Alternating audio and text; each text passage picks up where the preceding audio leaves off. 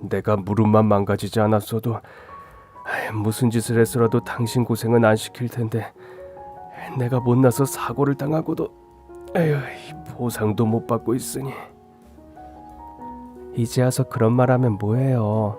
잊어버려요. 아버지는 건설회사에 소속된 현장 감독이셨어요. 하루는 비가 오는 날이라 작업이 없었지만 현장에 쌓아둔 자재가 비에 젖어 못쓰게 되지는 않는지 걱정이 된 아버지는 누가 시키지도 않았는데 현장을 둘러보러 나가셨어요.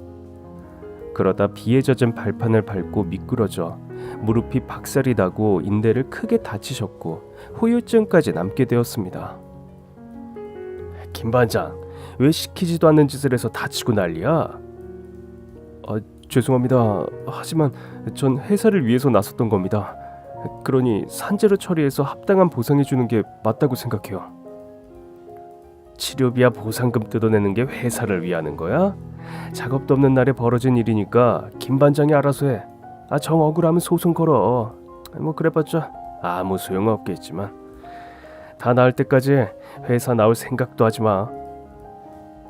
회사는 치료비를 달라는 아버지에게 배째라는 식으로 나오면서 몰아세웠고 보상은커녕 쓸모없는 아버지를 회사에서 잘라버렸죠. 정우야, 넌 앞으로 사회에 나가더라도 절대 시키지 않은 짓은 하지 마라. 그리고 괜히 다른 사람 도와준다고 설레발도 치지 마. 내가 살아보니까 세상은 그저 내 몸만 잘 지키면서 살면 그만이더라. 몸만 멀쩡해도 네 엄마를 업고 다닐 텐데 가장이 돼서 짐만 대고 있으니 면목이 없구나. 아버지는 그런 걱정하지 마시고 어서 건강해질 생각만 하세요. 형편이 남들보다 어렸던 탓에 전 철이 일찍 들었고 중학교 때 인생의 목표를 확실하게 정했어요. 고등학교만 졸업하면 무조건 돈을 벌겠다는 거였죠. 정우야, 넌 성적도 좋은데 왜 굳이 실업계로 가려고 하니? 인문계로 가서 대학에 들어가는 건 어때? 네 성적이면 대학에서 장학금 받으면서 공부할 수 있을 거야. 선생님, 전 대학 가서 공부하는 것보다 하루빨리 기술 배워서 일을 하고 싶어요. 아버님은 여전히 몸이 편찮으시지? 네, 엄마 몸도 예전 같지 않으시고요. 그래, 너도 철이 들었으니 걱정이 많겠구나. 제 형편을 알고 있던 선생님은 안타깝다는 표정으로 고개를 끄덕이셨고 전 공고로 진학했습니다. 꼭 공고에 가야 되겠니? 네가 원하면 내가 무슨 수를 쓰더라도 대학까지 뒷바라지 해줄게. 다시 생각해봐. 오래 고민하고 결정한 일이야. 절대 후회 안 해. 그러니까 엄마도 미안해할 필요 없어요. 아휴, 돈이 웬수야 웬수. 돈이 없는 빠듯한 형편이라 대학 대신 공고에 가겠다는 절 보면서 엄마와 아버지는 미안하다며 고개를 숙이셨죠. 쓰러진 집안을 제가 일으켜 세워야 한다는 거창한 사명감이 아니었습니다. 그저 부모님처럼 나이가 들어서도 매일 돈 걱정에 눈물 마를 날 없이 살고 싶지 않았던 거예요. 젊을 때 몸이 부서지도록 열심히 일하고 나이가 들면 편하게 사는 게 제 꿈이었죠. 졸업을 하자 바로 큰 주물 공장에 취직이 되었고 누구보다 성실하게 일을 했습니다. 공장장님도 저를 좋게 보셨고 20대의 나이에 작업 반장이 되었죠. 개처럼 벌고 정승처럼 쓰라는 말이 있지만 전 개처럼 벌고 절대 쓰지 않았어요. 엄마, 이번 달 월급이야. 그래, 얼마나 고생이 많니. 이제 중고차라도 한 대 사서 타고 다니는 게 어떠냐. 매일 1시간 넘게 걸어서 출근하는 게 어디 보통 일이냐. 아직은 괜찮아. 운동도 되고 좋잖아. 월급을 받으면 몽땅 엄마에게 맡겼고 엄마표 도시락으로 끼니를 때우고 공장까지 1시간을 걸어다니면서 악착같이 돈을 아꼈습니다. 엄마도 제가 피땀을 흘려 벌어온 귀한 돈을 차곡차곡 모았어요. 그러니 집안 형편이 눈에 띄게 나아지기 시작했고 이제 살맛이 나기 시작했고 신이 나서 일만 했습니다. 그러다 몇 년 후에 사장님이 나를 불렀죠. 사장실에 가보니 공장장도 와서 같이 앉아 있었습니다. 땡땡 금속 말이야. 곧 부도를 맞을 것 같아. 늘 납기일도 안 지키고 분량이 많아서 속을 썩이던 하청업체 말인가요? 아, 맞아. 일을 그따위로 했으니 당연한 결과지만 우리로선 다른 하청업체를 구해야 하니 난감한 일이긴 해. 그래서 아예 이참에 그 업체를 내가 인수해버릴까 하거든. 공장장이 맡아서 운영할 사람으로 김 반장이 적격이라고 하더라고. 네? 제가요? 못할 게 뭐가 있어. 내가 도와줄 테니까 들이대봐. 그렇게 공장장의 적극적인 지원을 받으면서 20대 후반의 나이에 사장이 되었죠. 규모가 크지 않은 공장이라 공장장님 지시대로 물건을 만들어 납품만 하면 되니까 별다른 건 없었지만 자리가 사람을 만든다고 책임감은 전과는 비교할 수 없을 정도로 커졌죠. 잠자는 시간만 빼고 공장에서 살다시피 하면서 공장을 위해 죽을 각오로 모든 걸 바치며 일만 했어요. 그러다 오랜만에 친구와 술자리를 하게 되었습니다. 지금까지 일만 하느라 변변한 연애 한번 못했지? 야 정우야, 너도 이제 30을 넘겼어. 일도 좋지만 가정부터 꾸려라. 내가 좋은 여자 하나 엮어줄 테니까 잘해봐. 내 여동생의 친구인데 중학생 때부터 봐서 잘 알아. 걘 말이야, 그야말로 조선시대의 현모양처 같은 여자라고. 너처럼 사업하느라 바쁘게 사는 놈한테 딱이야. 친구는 19에 지금 아내를 만나지 않았다면 자기가 낚아챘을 거라고 너스레를 떨면서 만나보라고 막무가내로 우겨서 전 별 생각 없이 약속 장소에 나갔습니다. 안녕하세요. 정수미라고 해요. 반갑습니다. 네, 저도 반가워요. 믿으실지 모르겠지만 여자 단둘이 마주 앉는 건 처음이에요. 게다가 워낙 말주변이라고는 없어서 어색하네요. 저도 이런 만남은 처음이에요. 아내의 첫인상은 제 마음에 쏙 들었어요. 화장을 진하게 하진 않았지만 호감이 가는 외모였고 조용한 말투와 자세가 친구가 말한 그대로였죠. 아내를 만난 다음날 친구가 전화를 했어요. 수미 어때? 응? 마음에 들지? 네 말대로 얌전하고 아주 착한 여자 같더라. 야 됐어. 수미도 네가 좋대. 그럼 끝난 거야. 야, 밀당 같은 거 할 생각하지 말고 바로 날부터 잡아. 아무리 그래도 결혼은 서로에 대해 알아본 다음에 생각해야지. 에헤이 정우야. 결혼은 일단 저지르고 보는 거야. 내가 해보니까 그렇더라고. 서로를 알아가는 건 결혼한 뒤에 해도 충분해. 잠만 말고 내가 시키는 대로 다음에 만나면 무조건 고백하고 날 잡자고 해. 응? 알았지? 아내도 제가 마음에 든다고 했더니 마음이 들뜨고 설레었죠. 며칠 후에 아내를 다시 만난 전 친구 말대로 이판사판 눈 딱 감고 질러버렸습니다. 전 수미 씨를 제 동반자로 결정했습니다. 우리 부부가 되어서 함께하는 건 어때요? 다른 여자가 들으면 코웃음을 쳤을 유치한 말이었지만 아낸 빙긋이 웃으면서 수줍게 고개를 끄덕였고 저희는 부부가 되었습니다. 결혼 후에 아내는 저만 챙기면서 열심히 뒷바라지를 해줬습니다. 아내에겐 늘 미안하고 고마운 마음뿐이었어요. 2년 뒤에 눈에 넣어도 아프지 않을 것 같은 예쁜 딸까지 생기니 전 세상을 다 가진 것처럼 행복했습니다. 공장장님과 원청 사장님도 기뻐하셨어요. 김 사장이 아버지가 되었는데 내가 가만히 있으면 되나? 선물이라도 하나 줘야지. 땡땡 금속 수익금은 김 사장이 알아서 관리해. 더 열심히 해서 여우 같은 아내와 토끼 같은 딸 잘 보살펴야 돼. 감사합니다, 사장님.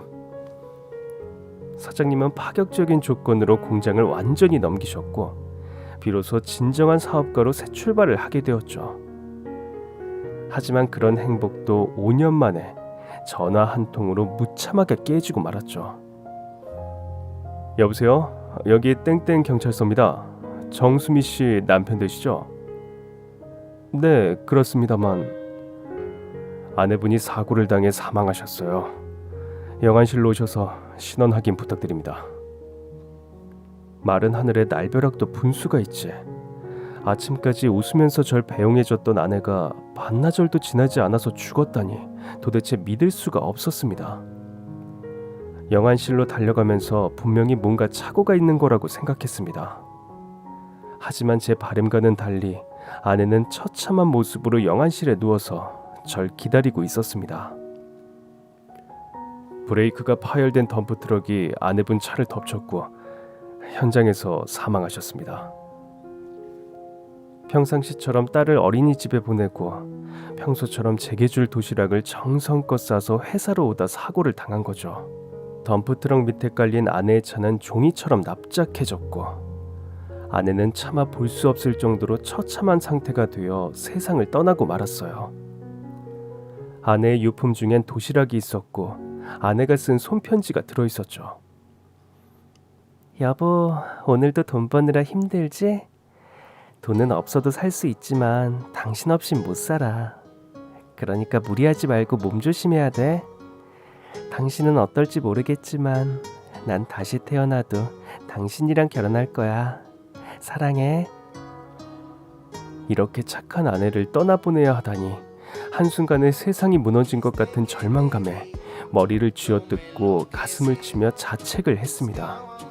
몸을 떨며 울부짖어도 아내는 돌아오지 못했습니다. 내가 아내를 죽였어. 도시락을 싸달라고 공상만 안 떨었어도 아내는 여전히 살아있었을 거야. 나 때문이야. 내가 죽였다고. 아휴, 이런 못난 자식.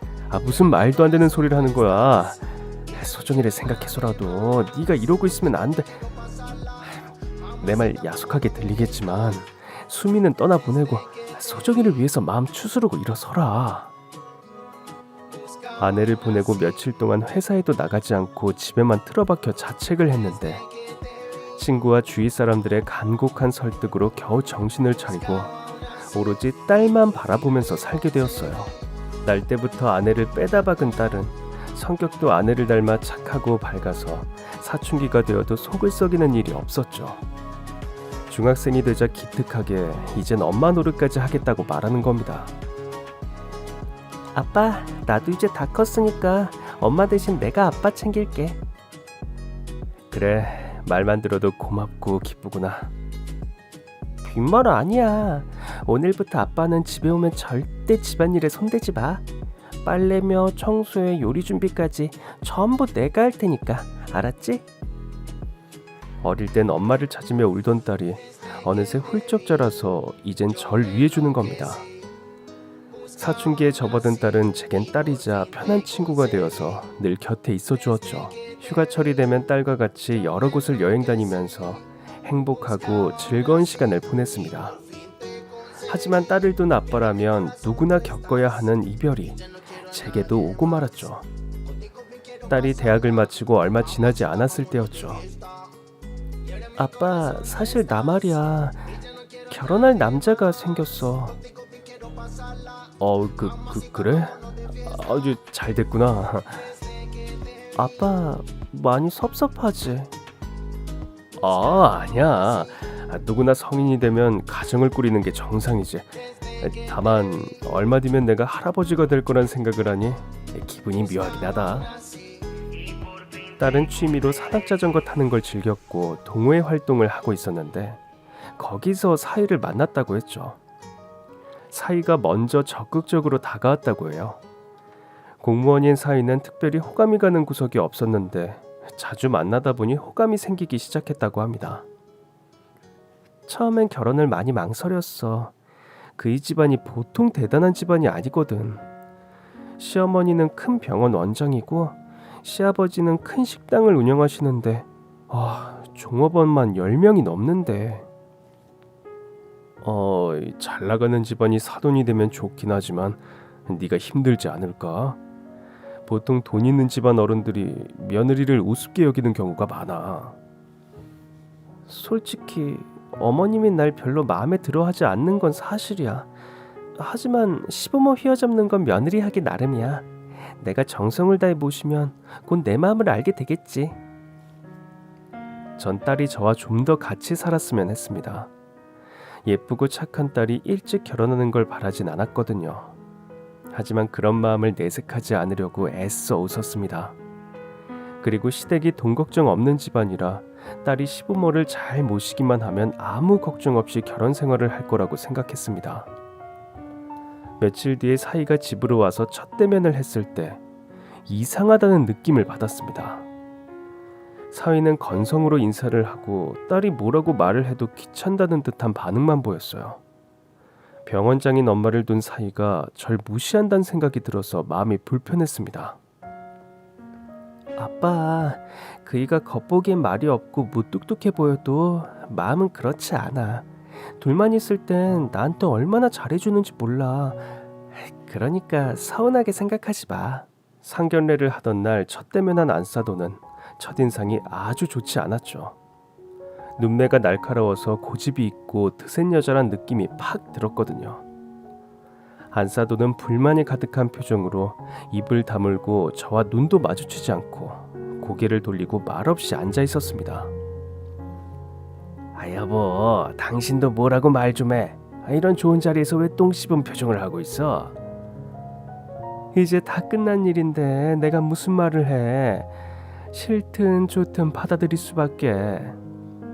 에휴, 여편 내 성질머리하고는 결혼이란 당사자만 좋으면 그만이야. 당신과 난 제3자라고. 이제 그만 세기를 며느리로 받아들여. 진짜 누가 안 받아들이고 내쫓는데? 깜짝이야. 왜 소리를 지르고 난리야. 아유, 이 사돈어른, 이런 추한 꼴 보여드려 정말 죄송합니다. 아닙니다. 제 딸이 부족한 게 많아서 사돈들 성에 찰지 걱정이네요. 앞으로 모자란 게 있으면 따끔하게 지적해 주세요. 안사돈의 얼굴은 앞으로 혹독한 시집살이를 시킬 테니 각오 단단히 해라라는 말을 딸에게 확실하게 하고 있었습니다. 전 결혼 후에 대단한 시댁 식구들의 위세에 눌려 지낼 딸이 걱정되었죠. 딸은 주말마다 제가 좋아하는 음식을 싸들고 찾아왔어요. 아빠, 갈비 좀 만들어 왔어. 맛이 없어도 많이 먹어. 행여 혼자라고 끼니 제대로 안 챙기면 나한테 혼날 줄 알아.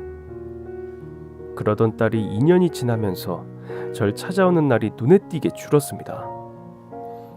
시아버지가 운영하는 식당 일을 돕느라 주말이면 더 바빠서 짬을 내기 힘드네.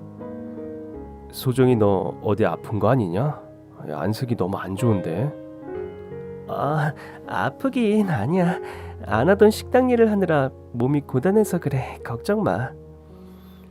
근데 아직 소식은 없는 거냐? 아직 신혼이잖아. 지금은 바쁘기도 하고. 나 아직 20대야 아빠. 애는 천천히 가져도 돼. 아이고, 살림하랴 일하랴 고생이 많구나. 항상 몸 챙겨야 한다. 그러다 한 달에 한 번 정도 들리던 딸이 갑자기 발길을 뚝 끊어버렸습니다. 몇 달이 지나도록 연락도 되지 않는 겁니다. 사위에게 전화를 했지만 딸의 휴대폰에 문제가 있어서 연락이 안 되는 것뿐이라고 대수롭지 않게 말했습니다. 무슨 일이 생긴 건 아닌지 불안했는데 불길한 예감은 어김없이 들어맞는 법이었죠. 평소엔 찾아오기는커녕 연락도 하지 않던 사위가 느닷없이 전화를 한 겁니다. 장인어른, 놀라지 말고 들으세요. 아내가 오늘 아침에 세상을 떠났습니다. 뭐? 그게 무슨 말인가? 우리 소정이가 죽었단 말인가? 몇 달 전까지만 해도 멀쩡하던 애가 죽었다는 게 말이 돼? 장인어른, 도무지 믿기지가 않고 머릿속이 텅 빈 것처럼 정신이 하나도 없지만 사실입니다. 지금 병원 장례식장이에요. 뭐라 드릴 말씀이 없습니다. 온몸에 힘이 빠졌고 눈앞이 온통 까맣게 변했습니다. 겨우 정신을 차린 전 장례식장으로 달려갔습니다. 최근에 자주 어지럽고 피곤하다고 하더니 식당에서 일하다가 의식을 잃고 쓰러져 병원으로 옮겨 검사를 받았는데 급성 백혈병 진단을 받았습니다. 바로 입원해서 치료했지만 결국 이렇게 되고 말았어요. 면목 없습니다, 장인어른. 사위는 끝내 참았던 울음을 터뜨렸습니다. 영정사진 속의 딸은 천사처럼 환한 미소를 짓고 있었죠. 그걸 보고 있으니 미칠 것 같았고 눈물이 폭포처럼 쏟아져 나왔습니다. 소정아, 이게 무슨 일이냐? 자식이 부모보다 먼저 가는 게 제일 큰 불효란 걸 왜 몰라? 아휴, 착하고 순하던 네가 이런 무지막지한 불효를 저지르면 대체 어쩌란 말이냐? 아유, 이 못난 것 같으니. 딸의 영정사진을 품에 안고 울부짖듯이 통곡을 하면서 울었죠. 한참을 울고 억지로 정신을 차리고 보니 사돈들이 보이지 않는다는 걸 알았습니다. 부모님은 충격이 너무 크셔서 혼절하셨어요. 지금 입원해서 안정을 취하고 있습니다. 저도 제정신이 아니지만 저마저 자리를 비울 수는 없잖아요. 그렇구만. 사돈 어른들도 감당하기 힘드셨겠지. 자네마저 쓰러지면 안 되니까 기운 내야 하네. 사돈들이 충격을 받고 혼절했단 말을 듣자 전 모질게 마음을 먹었습니다. 칼날로 심장을 도려내는 것처럼 고통스럽고 숨쉬기도 힘들었지만 억지로 버티며 사위와 함께 딸의 장례를 끝까지 치렀습니다. 아내와 딸을 차례로 보내고 나니 살아야겠다는 생각이 싹 사라져버렸어요. 밥도 먹지 못하고 일주일을 송장처럼 누워있었죠. 그러다 차마 해서는 안 되는 극단적인 생각을 하고 일주일 만에 자리를 털고 일어나 차를 몰고 마포대교로 갔습니다. 목숨을 걸고 지켜야 할 사람을 모두 먼저 보냈으니 살아있을 필요가 없다고 느꼈던 거죠. 교각을 잡고 잔잔하게 흘러가는 한강을 보며 마지막으로 마음의 준비를 하고 있는데 누군가 다급하게 절 부르는 여자의 목소리가 들렸습니다. 아버님, 잠깐만요. 저랑 얘기 좀 해요. 흠칫 놀란 제가 돌아보니 딸과 같은 또래로 보이는 젊은 여성이 숨을 헐떡이며 제 손을 꽉 잡았습니다. 처음 뵙습니다. 전 소정이 고등학교 단짝 친구 미나라고 해요. 아무리 전화를 드려도 받지 않으셔서 집으로 찾아갔다가 아버님이 차를 몰고 어딘가로 가시는 걸 보고 따라온 거예요. 아버님이 얼마나 괴로울지는 짐작이 가요. 하지만 세상을 끝내기 전에 꼭 보셔야 할 게 있어요. 그제서야 휴대폰을 보니 낯선 번호가 수도 없이 찍혀 있었습니다. 페인처럼 누워있는 동안 휴대폰은 무음으로 하고 쳐다보지도 않았었죠. 그녀는 저를 근처의 조용한 카페로 데리고 가서 일기장처럼 보이는 노트와 작은 녹음기를 내밀었습니다. 소정이가 쓴 일기장이에요. 일기장은 대충 훑어봤지만 녹음기를 들어보지 않았습니다. 소정이는 병으로 죽은 게 아니에요. 백혈병 진단을 받았다는 연락을 받고 병원에 갔는데 소정이는 이미 의식이 왔다 갔다 하는 심각한 상태였죠. 소정이는 겨우 눈을 뜨고 남편이 없을 때 제게 이걸 줬어요. 막상 일기를 펼쳤지만 너무 끔찍해서 다 읽을 수가 없었죠.